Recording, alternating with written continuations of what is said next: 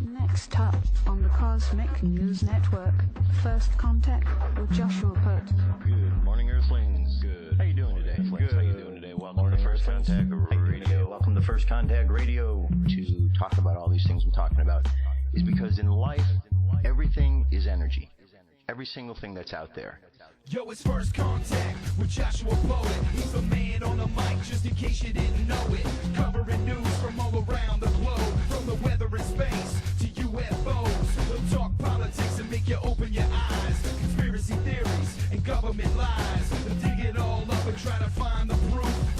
Cause it's time to demand the truth. It's time. First Contact Radio. We have time to demand the truth. It's time. First Contact Radio. We have time to demand the truth. It's time. First Contact Radio. It's time to demand the truth. Radio. Good morning, Earthlings. How you doing today? All is well in the world, or we shall find out. Let's see. Today is the 4th of December. Okay, we've got two signs we're dealing with. We've got our sun sign is Sagittarius, and our moon sign is making that transition, or I shall say it did make the transition. It went from Sagittarius to Capricorn. That happened just after midnight, 12:49 a.m. Pacific Standard Time. So now we have a sun sign in Sagittarius, fire, and a moon sign in Capricorn, earth. Capricorn is the sign, and it's an earth sign. First of all, earth is about practicality. Practicality because what you've got is the practicality of all of the energies that have made themselves into the physical form. Okay, because you got fire. Remember, everything's energy. So you got fire, water, air, and you put them all together and you create the earth. You create the form. Fire is ideas. Words are emotions or love.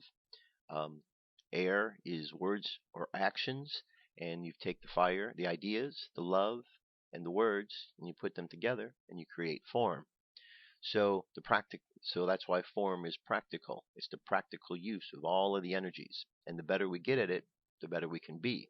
One of the lessons with the Capricorn is the idea that we need to be able to look through illusion. And if you look at the tarot card deck, the card that represents Capricorn is the card of the devil, which simply means we have to learn to look past the illusions of how things look to see what's really behind them. We don't want to get fooled by a physical appearance and then find out that there's something more to it, especially in a world where we're told that there's a spiritual battle going on. So we have to learn to look past what we see physically to see what is deeper there. Also, some of the positive things of Capricorn. Capricorn's the mountain goat. It keeps climbing, so there's perseverance implied within there.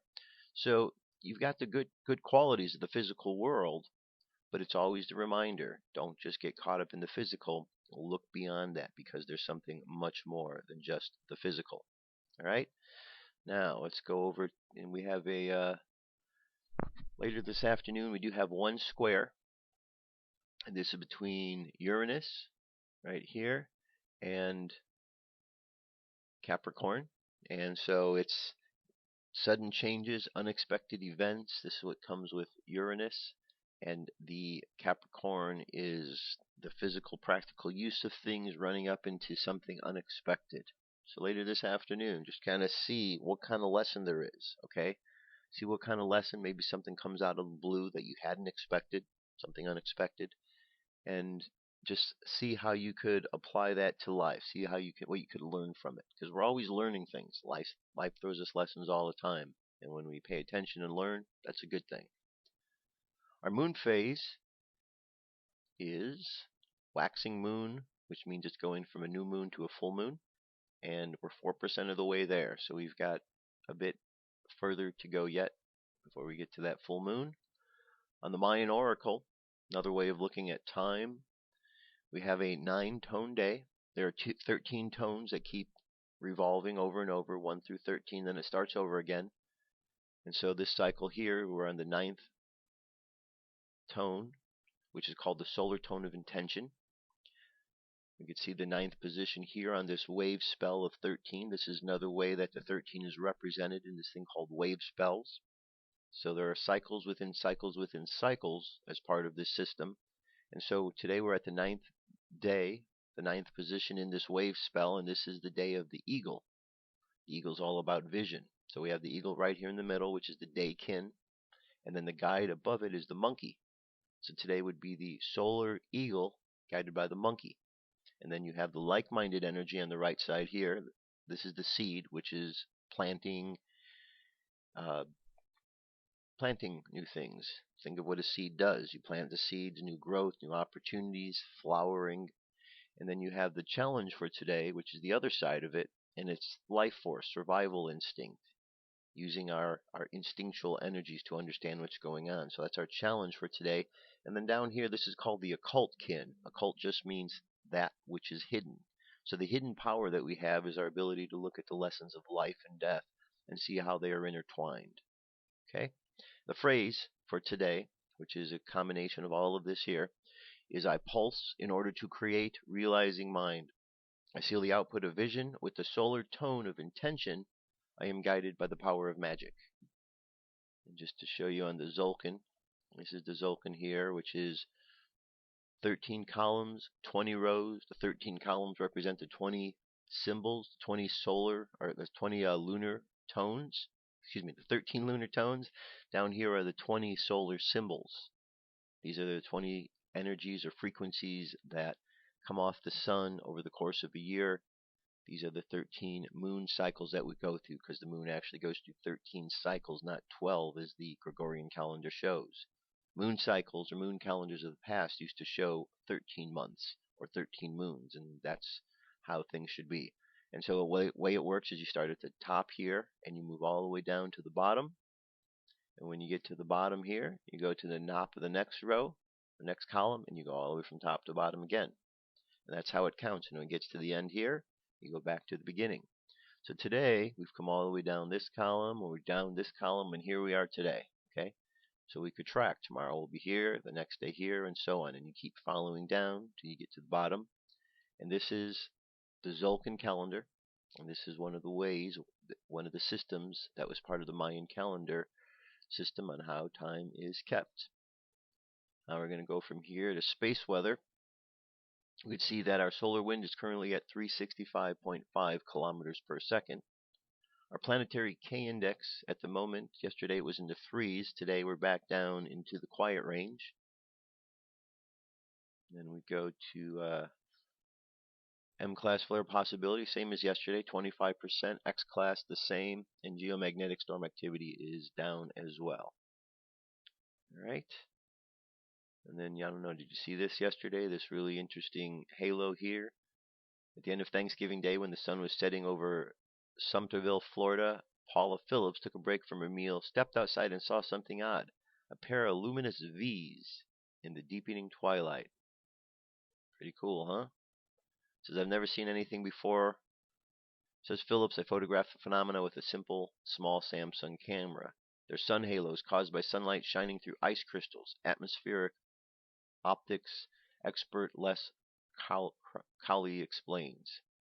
These two V-shaped halos, one rare and one common, dramatically as the sun climbs, he says. Near sunrise or sunset is the only time they catch them like this. The lower V is the upper tangent arc from a horizontal hexagonal prisms of ice. The upper one is a rare sunvex peri-arc from similar crystals that strangely are fixed so that the two prisms' faces are always horizontal in the full-sized image.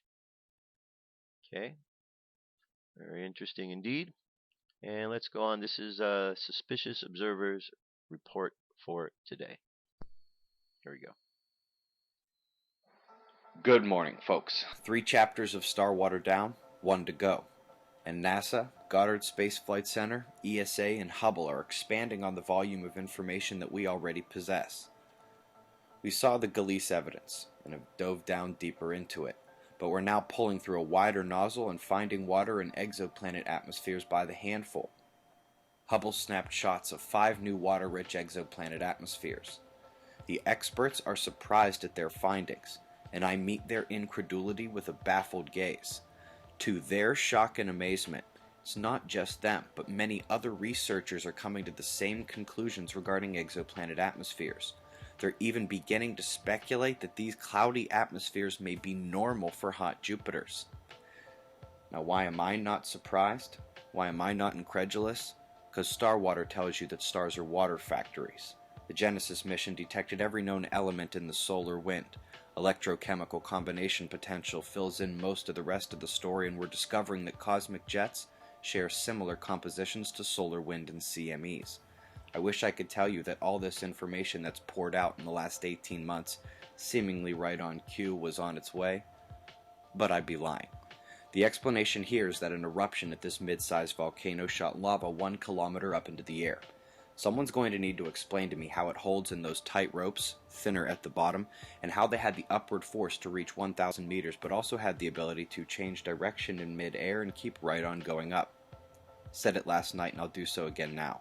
It's another example of red volcanic lightning, rarely of this aesthetic splendor. We're going to swing over to the Joint Typhoon Warning Center, eyeing development in the Indian Ocean, measurement mission indicating condensed power to the southern cell. East of those two storms, we're watching remnants affecting Guam on its leading edge already. Going to stick around for at least another day. Yap should be out of the woods for now. Are you kidding me? Dude, stop hailing in southern Africa. This time it was a hospital taking most of the damage. Reactor shutdown at Dungeness again due to issues with a turbine condenser.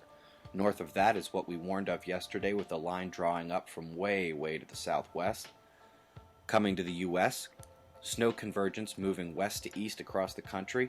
The weather associated is driven below at the surface winds, where a counterclockwise low is smashing together heat, cold, dry, moisture, and differing electric potentials. Thunderstorms, wind, and rain lead a major cool down, sleeting, ice, and major snow for some areas. Solar wind shows speed dropping slightly overnight, with density finally succumbing to the drop down as well. It was ultimately unable to rouse the KP index past 3, did get a definitive reaction from the electron flux and magnetometer, but even the sensitive charts are recovering now. Remember when these crested?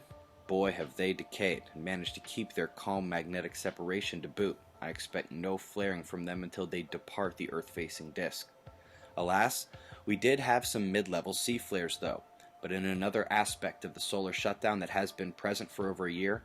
Both occurred on the limb and will not even come close to affecting Earth's magnetic shield.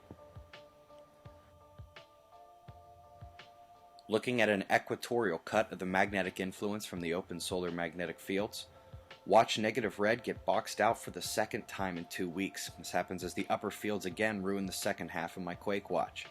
We started with a flurry after 5 days of total quiet, but the coronal magnetics keep coming in to block and are morphing and are now opening the other way.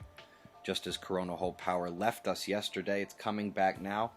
Upper fields are pretty unpredictable. Eyes open. No fear. It's 6:40 a.m. Eastern Time, and that's the news. Be safe, everyone. All right, very good. That is a report of some of the other events going on around the planet.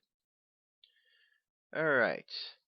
So today, what I want to get to is I want to talk to you a little bit more about Hercolubus. Remember that? You heard the name a couple days ago during the Thor News spot. Hercolubus is a large planet that is out there in the solar system that we're told is a planet that will come close and causes problems from time to time. If you remember, was it Ferrata, Nicholas Ferrata? Was that his first name? Who was the gentleman who talked about the coming planet. You can find the interview online. We've certainly done this over at First Contact Radio, so you can find it on our playlist. But now remember the video the other day, you saw the very large object that was out there? Well, this is more about that. Before we get into the video, well, let me show you the video first, and then I'll show you the other thing. How about that? All right, this is it. See what you think about this one. December 3rd, 2013. Guys, this video came about kind of strange, and I'm going to show it to you. Here I've got the definition of diversion, and to me, regardless of what you're talking about, is get the enemy to look one way while major movement comes from the opposite direction. Guys, I don't care if it's military, political, martial arts, fake left, come from the right. You understand what I'm saying? Now, Ison we were told by mainstream media before YouTube started talking about it, that Ison would be the comet of the century. And we watched it. It's been beautiful, still watching it. I'm going to show you the new images as it comes across the sun and spreads out further. You see it coming into the top right there. But I was watching a radio show yesterday, and someone sent a video. But anyway, this whole time, guys, they were going to all the trouble to move the SDO cameras, get everyone to look, get everyone that had ground-based images to watch Ison on the 28th. Send their images in, get everyone's attention. Do not look back. Do not look back. Look at the sun on the 28th. Now, you're seeing a smudge ring on both images. See that circle? Well, that's after these images were scrubbed. And my friend from Austin, Nick Danger, sent an image into Paul Begley's show yesterday while I was watching it and asked if we knew anything about it. So I went back and they had scrubbed it from the Sechi A camera. That's all that's left. If you'll go to that timestamp on the 28th of 4:09, you'll see just that circle. Well, I happen to be recording most of the cameras on the 28th. Top right is the picture they sent in to the radio show where you could see it there on live stream, guys. And at first I wasn't sure because it was so grainy just watching it, through a couple of levels there. But I matched it up in dates, and this is what it looked like before it was washed. Now, the entire world was looking to the right on this exact time. You see the tail of Ison going in here in the large picture, inky under it. Okay, the whole focus of the entire world was the opposite direction. Well, I checked this thing out, and again, I was recording it on the other cameras on that day. Most people were. And before they got back to the Sechi HI-1A camera, I went back and I got about 4 clips. This thing came in from the left. I was checking it on this gray camera because it will eliminate almost any lens flare that you're dealing with. Okay? But why would they scrub it on the left side, guys? This object, don't know how big it is, came in from the left. They knew the timing it was coming in. They knew to get everyone's attention towards the sun. Comet Ison was coming in perfect opportunity. We're still watching it. I'm still watching it. These are all enhanced images that I did. Guys, and when the solar flare came across this thing, the shadow of it even changed. Look at this. See how the flare came across Ison's tail? You see that? And then the object completely changed. The top darkened just like the top of the image, and the light from the solar flare lit up the bottom of it. Now, I analyzed it, sent it back in, and Paul was looking at it today on the show. We were talking about it, called in just for a moment. Here's Ison coming into the top right, guys. This is a day later. Perihelion had already came around. It's the same camera, though. Just to show you you're not seeing it there. It came through on this camera on that date. Now, we were talking about it on the show, and a fella called in. He couldn't tell us about himself. He said his name was Mike, worked for the federal government. He said the picture was real, that someone had let it leak out. 4 people had just lost their job about it. But I'm sure Paul will probably archive that video tonight. I'm not sure his schedule on how he does that, guys. Some of you know more about that than I do. But he may have the guy that called in.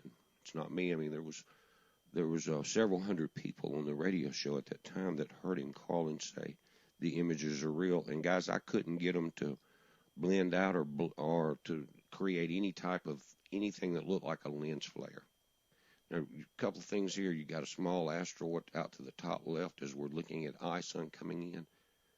Now, I want you to notice something about Ison here.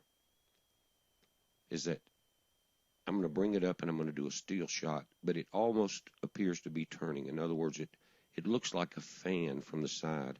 It's actually a cone, like looking at the bottom of it, and there's a shadow on the left side, and it appears to be turning somewhat. That could be natural because of the way the camera's turning, and Ison should be going in a straight line now. Now, this is Lovejoy. I was looking over on this camera to see what if Ison had appeared on it yet, and it has not. But that's Comet Lovejoy. As it rises up and you see it gets a little brighter in the last few images from a solar flare. You see that? Well, I'm going to bring this up. But Lovejoy is still kicking. Now, it's not a sun diver, but this is the area that Ison will be coming through. You see Mercury and that star cluster there is the Pleiades. Now this, I think, is just I think it's something on the lens, guys. I'm not sure. It looks like a Mississippi buzzard. I know someone's going to say Klingon bird of prey. It's moving right there. I don't know. But that's Lovejoy there. And this is the area we're going to be watching for that fan pattern of Ison if we can pick it up on this camera. Now, check this out. This is the one I had saved that I went back. Did you see what happened on the left? Now, you see the tails of Inky and Ison going into the sun. You're going to see a couple flashes to the left that look at that solar activity that those comets are creating, guys. There's our image. It's not a sun flare. I mean, a lens flare, guys. But wait, I forgot. You're not supposed to look that way, remember? Don't look back. All eyes to the right. Stay in step. Here's after the flare comes under. Lights up the bottom of the object. Here, they've scrubbed it. There's still a faint circle in the time. Now,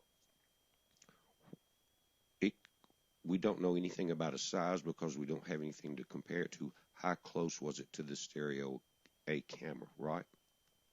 But we do know that it was taken off. Why? We got a caller that sounded official. Sounded like he knew what he was talking about. 4 people lost their job over that image getting leaked to the public.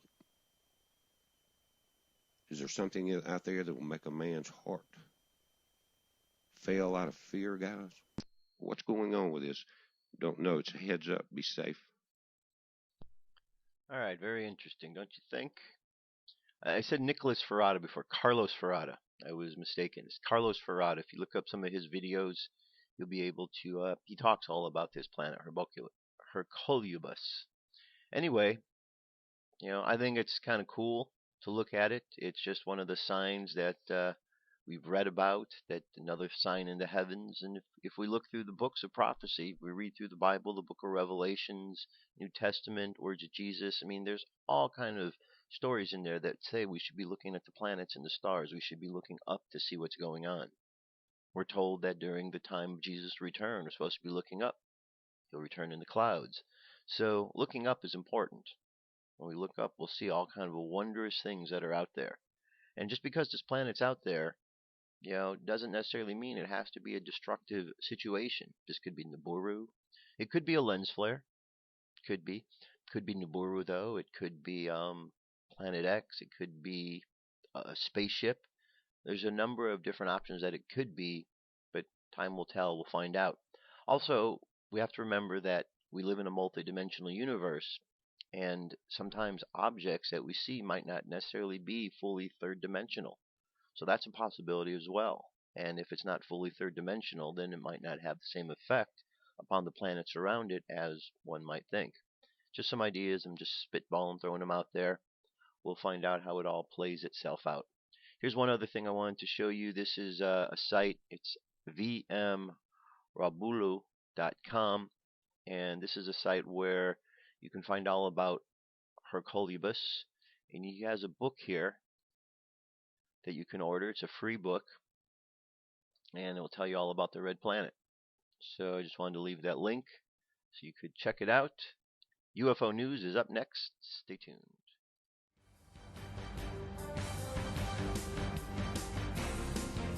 This is the UFO News with Joshua Poet. Alrighty, Dirk. Thank you very much. Today I've got 5 stories. 5 UFO stories. So the first one comes to us from Montgomery, Alabama. This happened last month on the 10th. It says amazing video footage of a bright UFO recorded in the sky above Montgomery at the 10th of November, 3 a.m. Attempting to get back home. It started as one light, was way out there, disappeared, and then it just lit up 500 feet from us. Sorry for the stability, but we were scared. What was weird was the fact that the battery was right about 75% and then died at the end of the video. Alright. So there you go. There's our sighting one above Montgomery, Alabama. Now, this one here is also from last month. This was taken on the 19th in Argentina. And what this shows, it says if you look at the amazing photo, you notice that there is a car parked at the edge of the water with 4 people watching the sunset. Okay, over here. There's the car, and there's the 4 people. The people probably didn't see the figure because they look relaxed. It may be that this alien-like figure was cloaked only to be seen with the digital eye. Now, here's the object that I'm talking about. Look at that. You can see a head, what looks like a head and shoulders. Some sort of a being out there. Right, and then here it says magnification of the photograph was taken on the 19th along the coast of Nichoa in the Buenos Aires province of Argentina, where a towering humanoid figure can be seen over the coast. And this was an analysis of that, a heat analysis to show that there is something there. You could see again, looks very humanoid-like. Alright, so check out the link. See what you think. And now we're going to go from Buenos Aires to Los Angeles. And this was a jet coming in from Canada.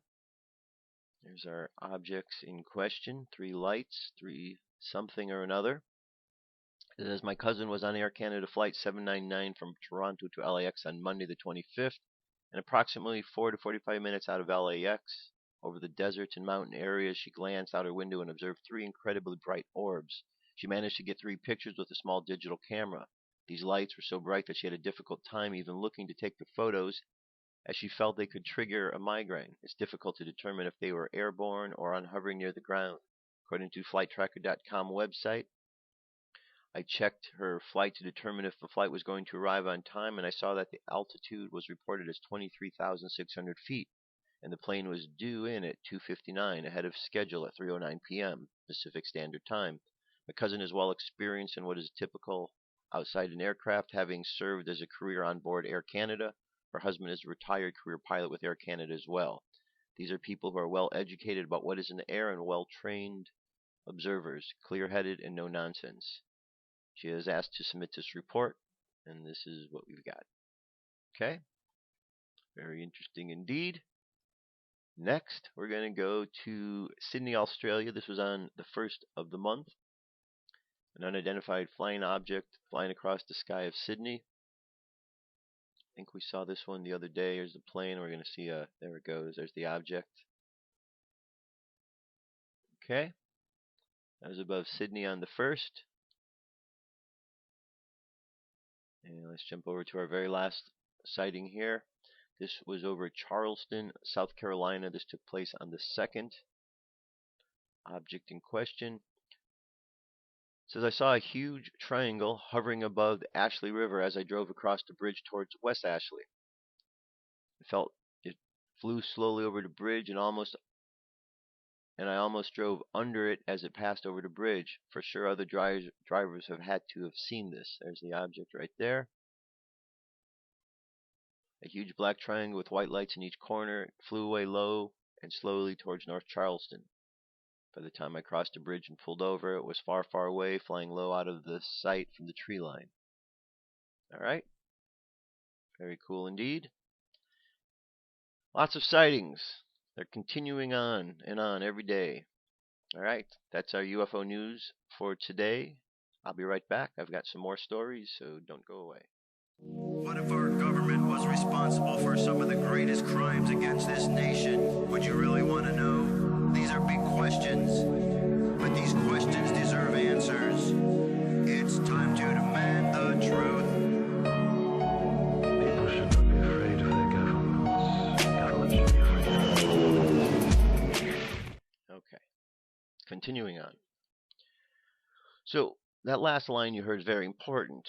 People should not be afraid of the government. Government should be afraid of its people. And if that happens, then things can be put in order. See, right now we have a tyrannical government here in the United States that is completely out of control. We have a president who we're told from other countries that is a Muslim terrorist. Silly that America doesn't understand this, and yet still wonders why there's all the sympathy for the Muslim and the Muslim Brotherhood and all the connections to terrorism that Obama seems to have. All you got to do is look at his background. Anyway, we've covered that plenty of times. I believe Obama's the Antichrist. I believe that everything coming out of that man's mouth is a lie. And I just think that a lot of people are being railroaded by what he's saying. And I really feel sorry for a lot of people. I feel sorry for all of those who really supported this man and are still under the illusion that this man is out to help them. I don't understand what they're seeing. It's kind of hard to know what they're seeing. I'm sure that you have the same questions because it's a very bizarre situation, isn't it? Anyway, the Obamacare is the gift that just keeps getting worse and worse and worse. Well, now look at this. White House bails out insurance companies with taxpayer money to help Obama. The White House is offering more money to insurance companies as an incentive for them to let people keep insurance policies that were to have been canceled next year. The administration floated several proposals on Monday to help offset the loss of premium revenue and profit that is said might occur if insurers went along with President Obama's request to reinstate canceled policies. Millions of people have received notices saying their policies were being canceled because they did not comply with minimum coverage requirements of the new healthcare law. In a notice published Monday in the Federal Register, the administration acknowledged that insurers had valid concern. They may be stuck with sticker, high-cost customers, and even the new insurance exchanges because healthier Americans will stay on their existing plans for another year. Facing a political furor over the cancellation of insurance policies, Mr. Obama announced on the 14th of November that he would temporarily waive some requirements for the new federal law and allow insurers to renew current policies for the current enrollees for a year. Insurers criticized the president's move, saying it could upset the assumptions on which they had set premiums for the new insurance products providing coverage in 2014. Many people with serious illnesses were excluded from the old policies. As a result, the administration said people on those policies may be healthier than average. If they do not enroll in the new health plans, the administration says the average cost of the claims for people in those plans may be higher than expected, and this increase in cost could lead to unexpected financial losses for insurance companies. To reduce this risk, the administration said it would provide financial assistance to certain insurers through a program which the government will share in their losses and profits for the next 3 years. And such assistance would come to top federal subsidies that the government plans to pay insurers to make coverage affordable for low and middle income people under the new law. The Congressional Budget Office estimates that these subsidy payments will exceed $1 trillion over the next 10 years. The administration said it could not immediately determine the cost of the assistance for insurers because it did not know how many people would stay in existing plans or how many would decide to roll in new policies to provide additional benefits and consumer protections as required by the 210 health law. Well, $1 trillion. So they went in, destroyed the system, and now it's going to cost $1 trillion. Or they're paying $1 trillion. This is a scam. It's been a scam from the beginning. It's a scam now. Well, I was reading an article that there's been 149,000 and some odd number of people that had signed up, enrolled.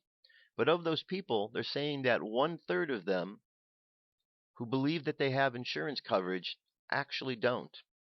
And that there's reasons why they don't, even though they were told they did. Screw-ups with the system.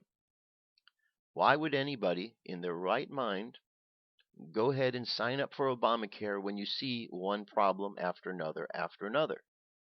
I mean, if you saw all these problems going on with Amazon.com, would you sign up for them and have them deliver something? Or if you had any business that you dealt with that had these kind of problems, would you go to deal with them? No, of course not. But this is something that's being forced upon the people.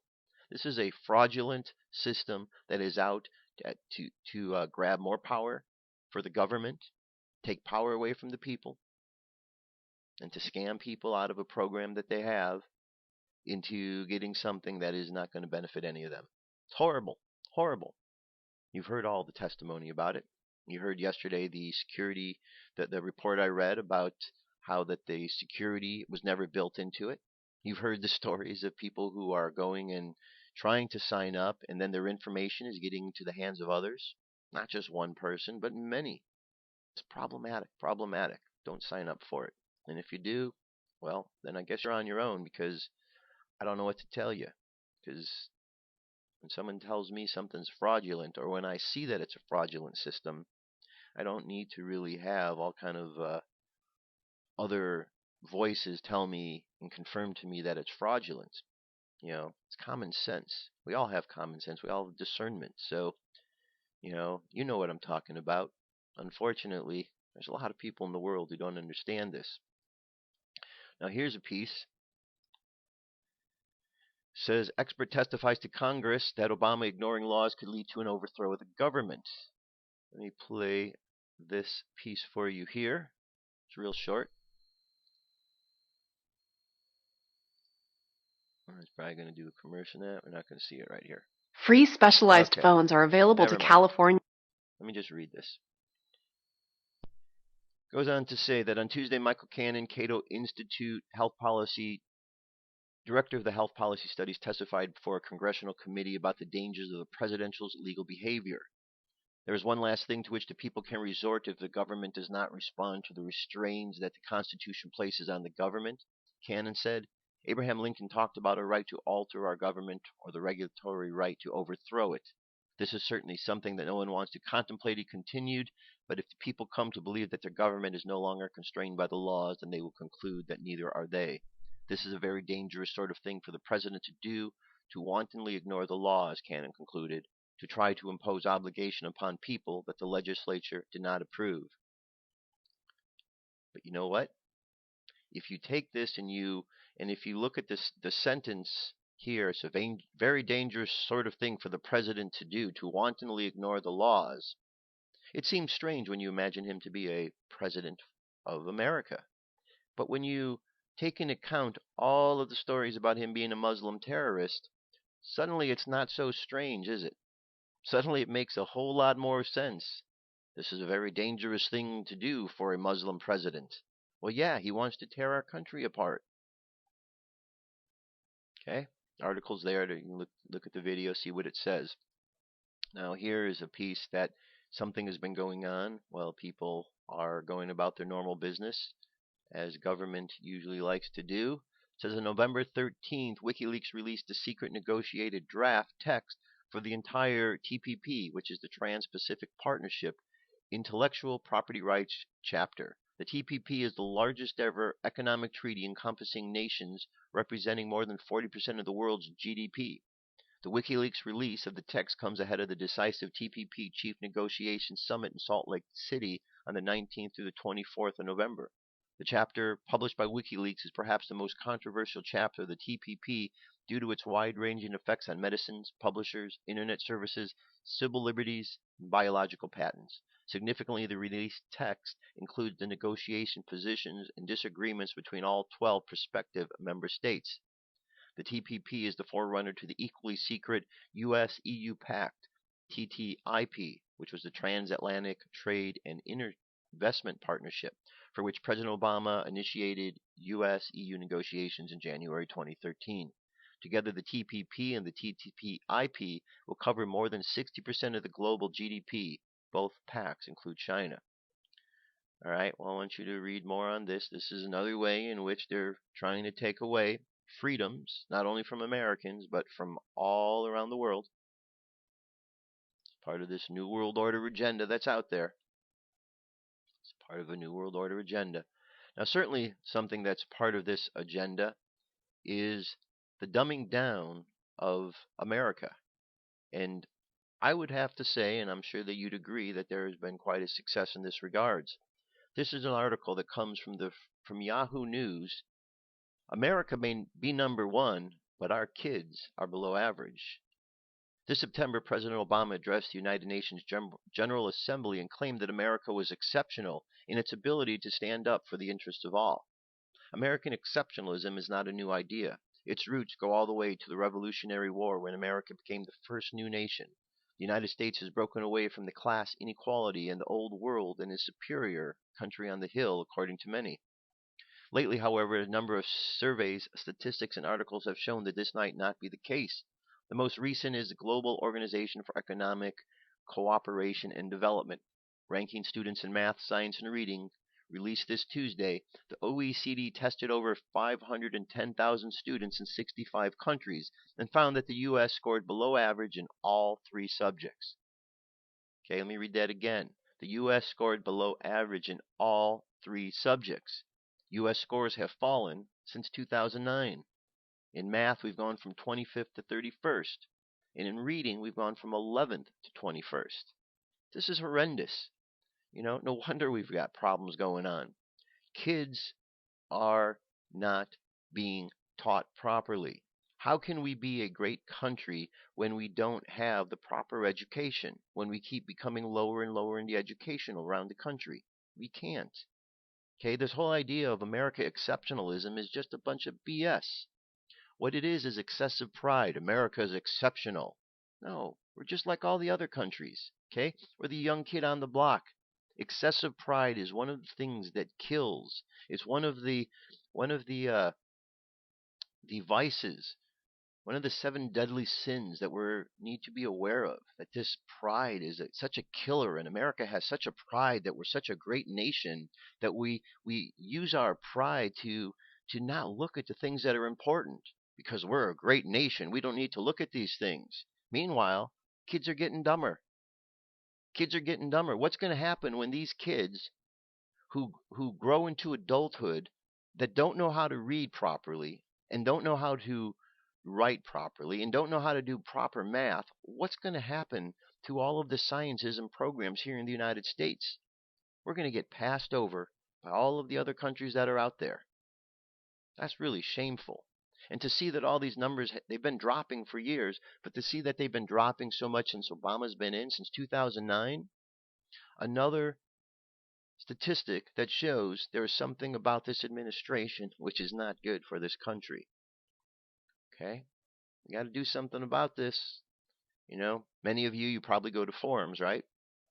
And you go to forums and you read posts that people put, or you make comments. Well, how many times have you seen people responding to comments and it's very obvious they haven't read the comments? And so they're making responses when they don't even know what they're really fully responding to, or the things they say are just so off base. There's a real problem, and it is so evident when you go into the forums and you just read what's going on. Young kids these days are just not being taught properly, and it's sad because they're not going to grow up with a proper future because they're not being taught. Now, is this a problem? Yeah, big problem. Here's an article that says human intelligence is slowly declining according to a leading geneticist. Would you be surprised to hear that the human race is slowly becoming dumber and dumber? Despite our advancements over the last 10 or even hundreds of years, some experts believe that humans are losing cognitive capabilities and becoming more emotionally unstable. One Stanford University researcher and geneticist, Dr. Gerald Crabtree, believes that our intellectual decline as a race has much to do with adverse genetic mutations, but human intelligence is suffering for other reasons as well. According to Crabtree, our cognitive and emotional capabilities are fueled and determined by the combined effort of thousands of genes. If a mutation occurred in any of these genes, which is quite likely, then intelligence or emotional stability can be negatively impacted. I would wager that if an average citizen from Athens of 1000 BC were to appear suddenly among us, he or she would be among the brightest and most intellectually alive of our colleagues and companions, with a good memory, a broad range of ideas, a clear-sighted view of important issues. Furthermore, I would guess that he or she would be among the most emotionally stable of our friends and colleagues. The geneticist began his article in the scientific journal Trends in Genetics. Further, geneticists explains that people with specific adverse genetic mutations are more likely than ever to survive and live amongst the strong. Darwin's theory of survival of the fittest is less applicable in today's society. Therefore, those with better genes will not necessarily dominate in society as they would have in the past. Now, some of the factors that contribute to this are food. It's sad but true, our food system is contributing to lower human intelligence across the board. One study published in the Proceedings of the National Academy of Science found that pesticides, which are rampant among the food supply, are creating lasting changes in overall brain structure, changes that have been linked to lower intelligence levels and decreased cognitive function. Specifically, the researchers found that a pesticide known as chlorofuriose, CPF, has been linked to significant abnormalities. Further, the negative impact was found to occur even at low levels of exposure. And then it goes down here. Processed foods, high fructose corn syrup are making people stupid. Following 14,000 children, British researchers uncovered a connection between processed foods and reduced IQ. After recording the children's diets and analyzing questionnaires submitted by parents, The researchers found that if children were consuming a processed diet at age 3, IQ decline could begin over the next 5 years. A study found that by the age 8, the children had suffered the IQ decline. On the contrary, children who ate a nutrient-rich diet, including fruits and vegetables, were found to increase their IQ over a 3-year period. The food considered nutrient-rich by researchers, most likely conventional fruits and vegetables. Well, now we've got GMOs all across the world. We got people fighting against them. But in America, in good old America, we're not here really believing that these are so bad for us. So our organizations continue to pump out these poisons. There are many activists around who are standing up against this, but the corporations, they don't seem to understand. Eventually what's going to happen is all these corporations that have people that are part of their corporations, they're going to find that they're getting poisoned just as much as everybody else by all the foods, and they're going to wish that they hadn't have put all these poisons in the foods to begin with. It's a really crazy situation, one that doesn't make any sense. But what are we going to do? We got to stand up.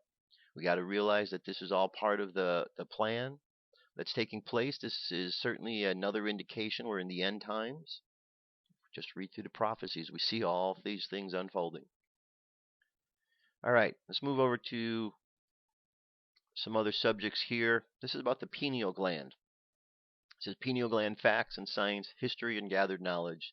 Nice little video here to watch. I'm not going to play this. It's a 14-minute video. Good little video. We got another one here. This one's a 6-minute video. And what we've got here, this is to show you where the pituitary gland is. All right. It's right here by the brain. It's pineal gland, our third eye, the biggest cover-up in human history.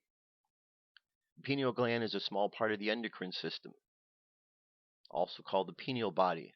The gland produces melatonin, a hormone that affects the modulations of sleep and wake patterns and photoperiodic seasonal functions. It is located near the center of the brain and has a tiny pie cone shape. Melatonin is a structurally simple hormone that communicates information about environmental lighting to various parts of the body. Ultimately, melatonin has the ability to entrain biological rhythms and has important effects on the reproductive function of many animals. The light-inducing ability of the pineal gland has led some to call the pineal gland the third eye. The pineal gland is responsible for the DNA system. It is referred to as being the seat of the soul or the seat of consciousness. It is capable of making a compound called DMT. DMT is released from the pineal gland during extraordinary states such as death and the time of birth. This gland may be the mechanism for which we enter and leave our physical bodies. Dr. Strassman has done extensive research on the pineal gland and DMT. All right, and we've got a lot more information about it going all the way back to the ancient Sumerians. And this says research has been done on the effects of fluoride in the pineal gland. The soft tissue of the adult pineal gland has more fluoride than any other tissue in the body. The level of fluoride is capable of inhibiting enzymes. The hard tissues of the pineal gland accumulates more fluoride than any other hard tissue in body, including the teeth and bones. We find reference to the pineal gland in numerous ancient cultures in the form of a pine cone, a third eye representation, and more. Okay, and you can see outside the Vatican here. All right, so there's a lot of information here.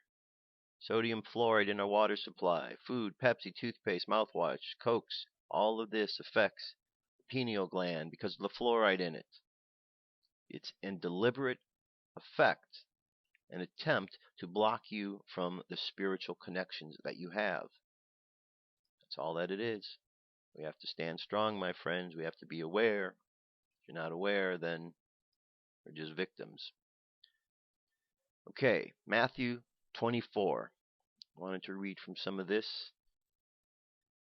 And Jesus went out and departed from the temple, and his disciples came to him for to show him the buildings of the temple.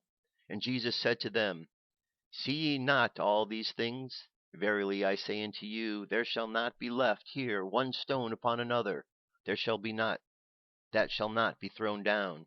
And he sat upon the Mount of Olives. The disciples came unto him privately, saying, Tell us, when shall these things be? And what shall be the signs of the coming and of the end of the world? And Jesus answered and said unto them, Take heed that no man deceive you. For many shall come in my name, saying, I am Christ, and shall deceive many. And ye shall hear of wars and rumors of wars. Shall see that ye not be troubled, for all these things must come to pass. but the end is not yet. For nation shall rise against nation, and kingdom against kingdom, and there shall be famines and pestilence and earthquakes in divers places. And all these things are the beginning of sorrows. Then shall they deliver you up to be afflicted, and shall kill you, and ye shall be hated of all nations for my name's sake. And then shall many be offended, and shall betray one another, and shall hate one another. And many false prophets shall rise, and shall deceive many. And because iniquity shall abound, the love of many shall wax cold. But he that shall endure unto the end, the same shall be saved. And this gospel of the kingdom shall be preached in all the world for all the witnesses unto the nations, and then shall come the end. When ye therefore shall see the abomination of desolation, spoken of by Daniel the prophet, stand in the holy place, whosoever readeth this, let him understand. Then let them which be in Judea flee into the mountains. Let him which is in the housetop not come down to take anything out of his house, neither let him which is in the field return back to take his clothes. And woe unto him that are with child, and to them that give suck in those days. But pray that your fight not be in the winter, neither on the Sabbath day. For then shall the great tribulation, such as was not since the beginning of the world to this time, no, nor ever shall be.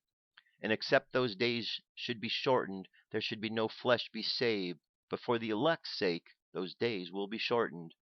Then if any man shall say unto you, Lo, here is Christ, or there, believe it not.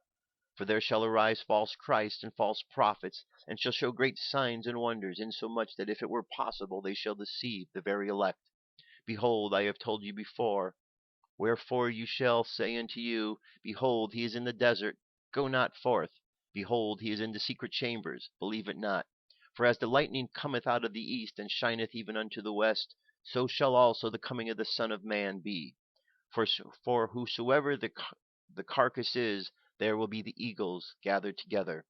Immediately after the tribulation of those days, the sun shall be darkened, and the moon shall not give her light, and the stars shall fall from heaven, and the powers of the heavens shall be broken. And they shall appear as the sign of the Son of Man in the heaven. And then shall all the tribes of the earth mourn, and they shall see the Son of Man coming in the clouds of heaven with the power and great glory. And he shall send his angels with a great sound of a trumpet, and they shall gather together his elect from the four winds, from one end of the heaven to the other. Now learn a parable of the fig tree. When his branch is not yet tender, and putteth forth leaves, ye know that summer is nigh. So likewise, when ye shall see all these things, know that it is near, even at the doors. Verily I say unto you, the generation shall not pass till all of these things be fulfilled.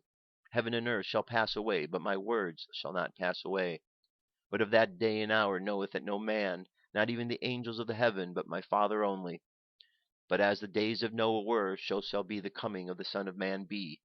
For as in the days that were before the flood, they were eating and drinking, marrying and giving in marriage, until the day that Noah entered into the ark, and knew not until the flood came and took them all away, so shall also be the coming of the Son of Man be. Then two shall be in the field, one shall be taken, the other left. Two women shall be grinding in the mill, one shall be taken, the other left. Watch therefore, for ye know not what hour your Lord doth come. But know this, that if the good man of the house had known in what watch the thief would come, he would have watched, he would not have suffered his house be broken up. Therefore be ye also ready, for in such an hour as ye think not the Son of Man cometh. Who then is the faithful and wise servant, who the Lord hath made ruler over his household, to give them meat in due season?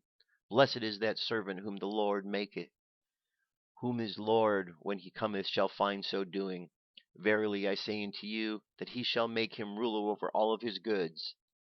And if that evil serpent shall say in your heart, My Lord delayeth his coming, and shall begin his smite his fellow servants, and to eat and drink with the drunken, the Lord of the servant shall come in the day when he looketh not for him, in the hour that he is not aware of, and shall cut him asunder, and point him his portion with the hypocrites.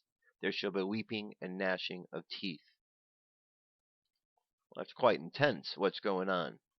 Basically what it's saying, if you're going to believe in God all the way. All the way. You can't believe in God.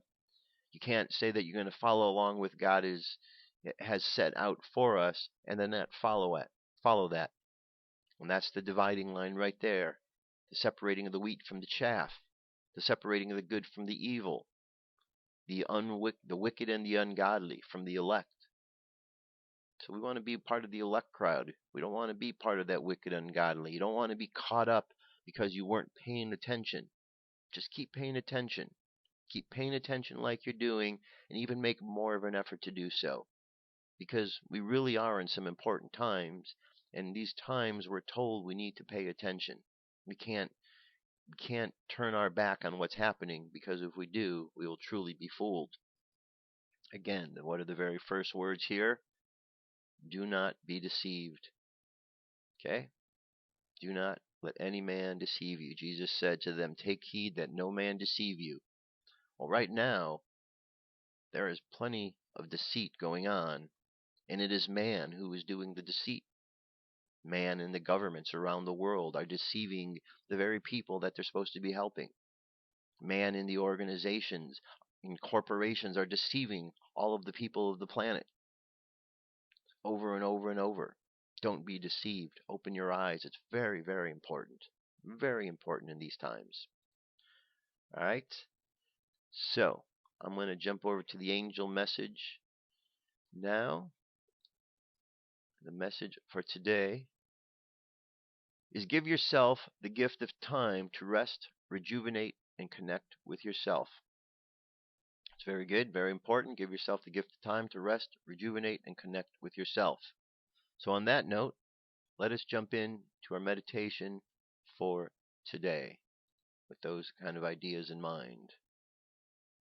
Let's go ahead and take a deep breath and exhale.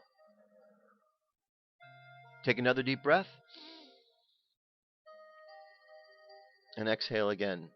I want you to take another deep breath and imagine you're inhaling the energy of the sun. Feel the warmth as it goes into your body, going through each and every one of the cells, and then exhale that back out into the world. And as this light that has just entered you flows through your body, just feel it flowing around. And imagine all of your cells being refreshed, nourished by the energy of the sun.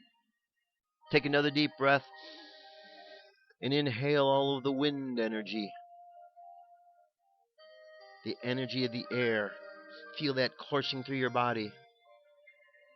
Take another deep breath. Imagine that you're pulling in the energy of the water. And exhale back out.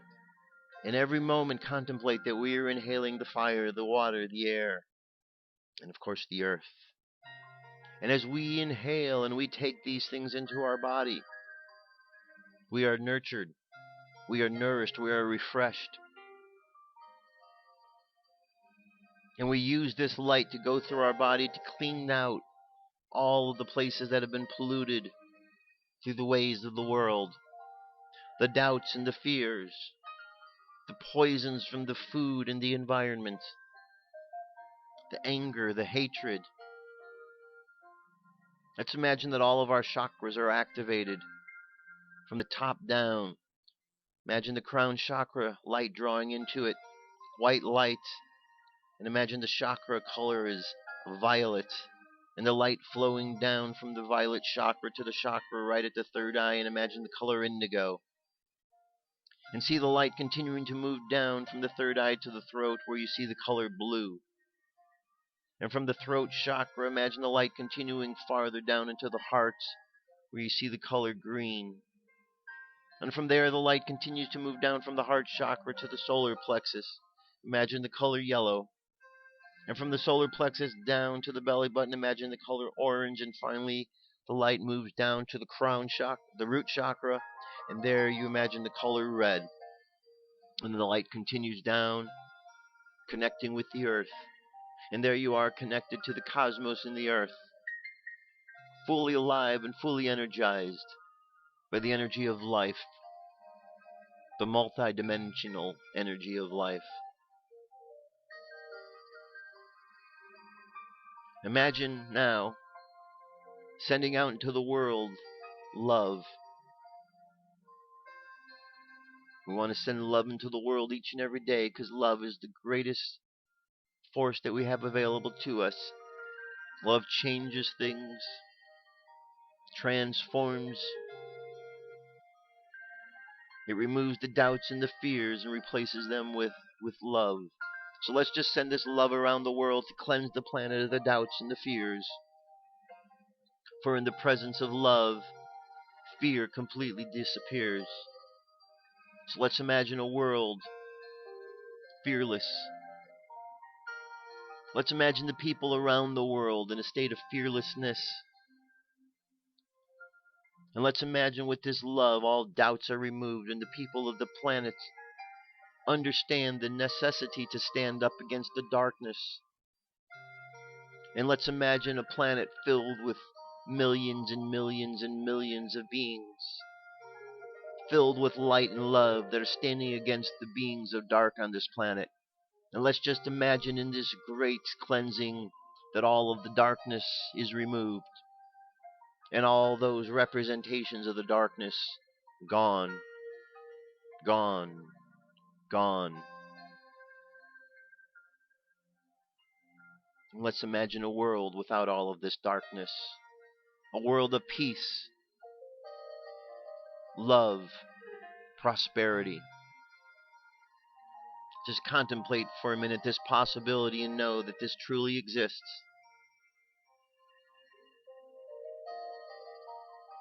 And allow yourself to accept this opportunity into your life, to understand this is truly our destiny, to live peacefully, lovingly, prosperously. So let our subconscious mind continue on this journey, sending love out into the world. And let's bring our conscious mind back to the present moment on the count of 3. 3, coming back to the present moment filled with confidence. 2, coming back to the present moment filled with faith. And 1, coming back to the present moment happy, healthy, and whole. Happy, healthy, and whole. Go ahead and take another deep breath. And exhale. And open your eyes. And there you have it, my friends. That's it for today. Thank you very much for being here. I truly appreciate you taking the time to watch the show. I appreciate your comments, your emails. I appreciate the fact that you share the shows as you do. Thank you so much. We're all in this together. And the more that we continue to help each other out, the better we're all going to be. That's what this world is about. Helping each other. Making this a better place. I'll be back tomorrow. You have a great day, and I'll talk to you soon. Peace. I'm out of here.